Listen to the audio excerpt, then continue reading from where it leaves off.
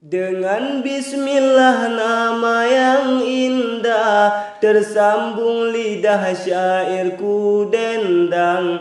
Buat sang hamba kekasih Allah, syairku curah suci alunan. Mengapa semua menjadi salah setiap langkah dalam negeri? Tujuan suci di jalan Allah, balasan hujah dalam jeruji ilmumu tinggi.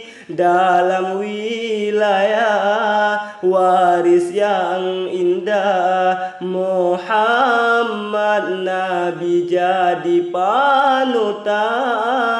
Muslim muslimah dalam daerah Islam senegeri. Kenapa benci kini terarah? Kau pijak tanah lahir sendiri, sedangkan hadis firman di Allah setiap dakwah engkau lantuni. Kami di Aceh dusun dan kota terikut serta luka mendalam atas gugurnya para syuhada dalam membela agama Islam. Semoga tabah yang ditinggalkan, semoga balasan syurga yang tinggi. 6 sahabat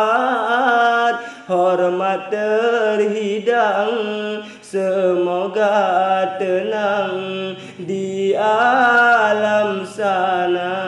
Satukan hati, jiwa dan raga, Islam berjaya di muka bumi. Dukungan kami buat sang Habib, tak henti-henti kami kirimkan. Di dalam dunia jadi tahanan, di mata Tuhan engkau mulia. Duhai sang Habib semangat juang, kami lantunkan untuk ayahanda.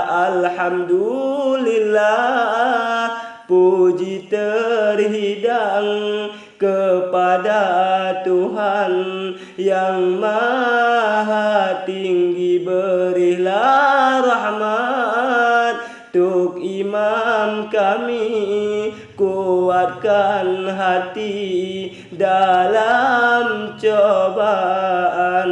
Panjangkan umur sehat sentosa, panutan hamba di masa kini. Imam yang kuat dalam pimpinan, jadi pedoman umat senegeri. Imam yang kuat dalam pimpinan, jadi pedoman umat senegeri.